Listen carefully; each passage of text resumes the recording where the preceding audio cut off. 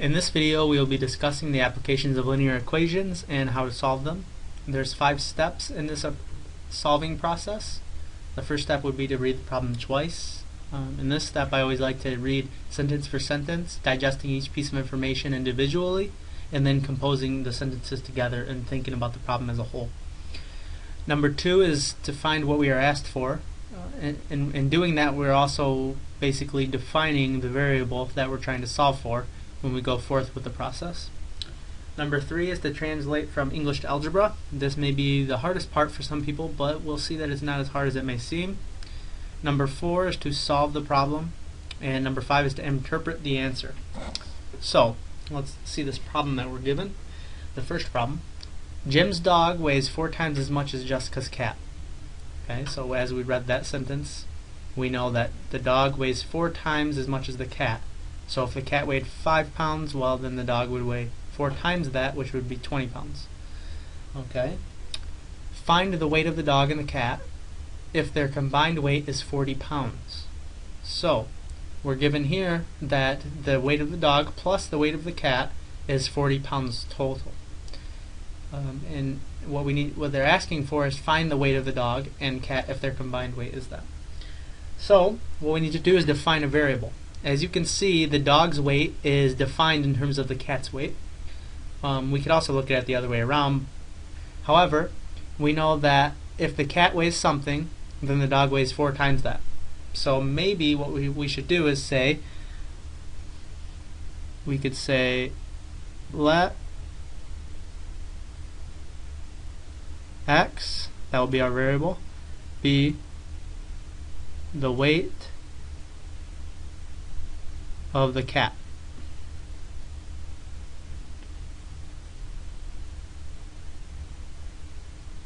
Okay, so as I said that, I hope you're all thinking, well then what would we let the dog be? Now we don't want to involve 2 variables, so let's do this. We know the weight of the dog is 4 times as much, so in that case we know that 4x, or 4 times x, is equal to the weight of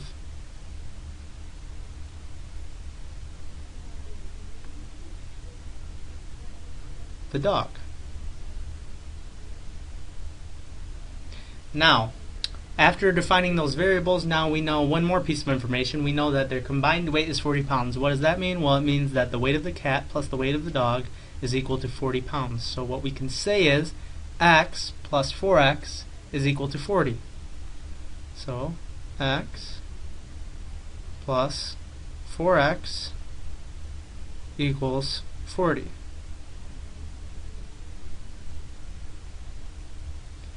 Where x is actually pounds. So we have the weight of the cat in pounds, so that's why I placed pounds here. And now we have 1x plus 4x, well that's 5x, is equal to 40.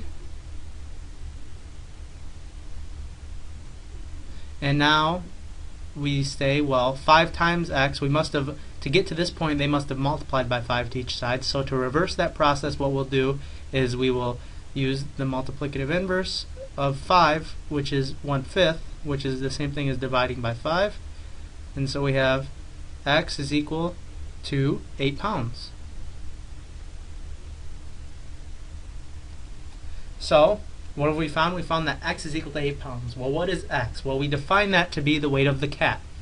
And so what we can say is the weight of the cat, place that there, is 8 pounds. And from that we know that the weight of the dog is 4 times that.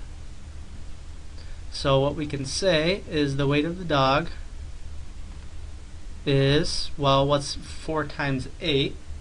Okay, well 4 times 8 is 32, so it must be 32 pounds. So as we can see, we did apply that exact process that we were given here. and we read the problem twice. We did what we were asked for. We solved it, and now we interpreted the answer. So that should be it. Now for our second problem, it's quite similar. It's just it's the same type of solving process, but it's just in a different context and a different application. So let's read it. A carpenter needs to cut a 43-inch long piece of lumber into two pieces so that one piece is 17 inches longer than the other piece. How long must each piece be? So let's digest the first sentence. We know that the piece of wood overall is 43 inches long, and we know that it's being cut into two pieces. What does that mean? Well, it means the length of those pieces put together must be the original piece, which was 43 inches. Okay? However, we know one piece is 17 inches longer than the other.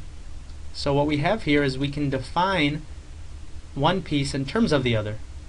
Namely, that one piece is 17 inches longer than the other. So, now if we'd like to translate this, and let's see, right before we do that, let's see what we're asked for. We're asked to find the length of each piece. Okay. So what we're going to do is say, well, we can let x denote the length of the shorter piece.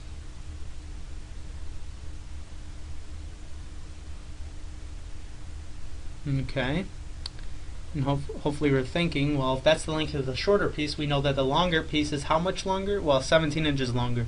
So again, we can define the other piece in terms of the other by simply adding 17, because the length of the shorter piece is 17 inches shorter than the longer piece.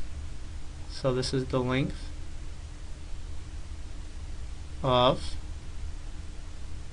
longer piece.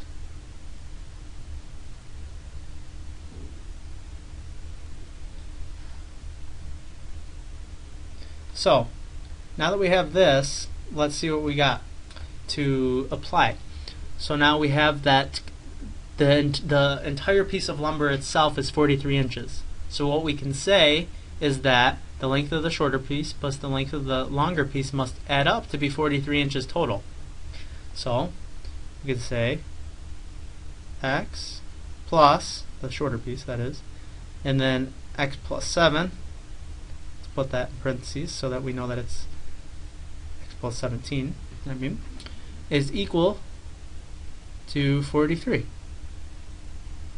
That's the length of the shorter piece plus the length of the longer piece is equal to 43 total. So we can take these parentheses down because the only thing out front here is the coefficient of 1, which changes nothing. And so we can say this is x plus x, which is 2x, and then we have plus 17, and that's equal to 43. And now, as you can see, 17 must have been added to each side in order to get here, so in order to reverse that, we must subtract 17. Okay, so this becomes 0, and then we have 2x is equal to 26. Okay, and now to get to this point, they must have multiplied each side by 2. So in order to reverse that process, we must divide each side by 2. Divide by 2. 2 divided by 2 is 1. This says that x is equal to 26 divided by 2, which is 13. Okay, well, what did we define x to be? We defined x to be the length of the shorter piece. And we just found that x is equal to 13. Now we're talking in terms of inches, so x must be 13 inches, which is the length of the shorter piece. So we can say length of short piece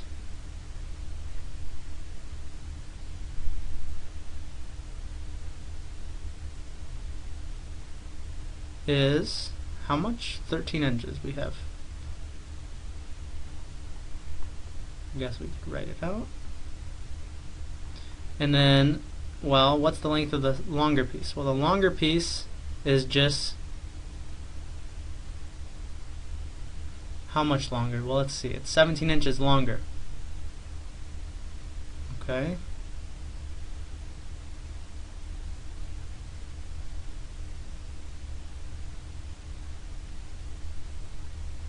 So we have 13 plus 17.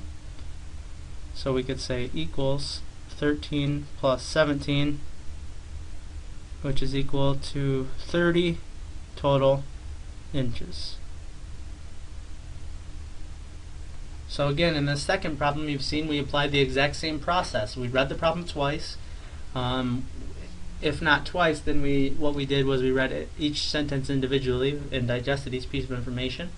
And we also distinguished what we were asked for. That is, we were asked for the length of each piece, and we gave that actually. Third part, we translated from English to algebra. Fourth, we solved the problem. We said that x is equal to 13 and x plus 17 is equal to 30, and interpreting the answer is the length of the short piece is 13 inches, the length of the long piece is 17 more than that, which is 30 total inches. So in all, that's how we've done it, and we're finished.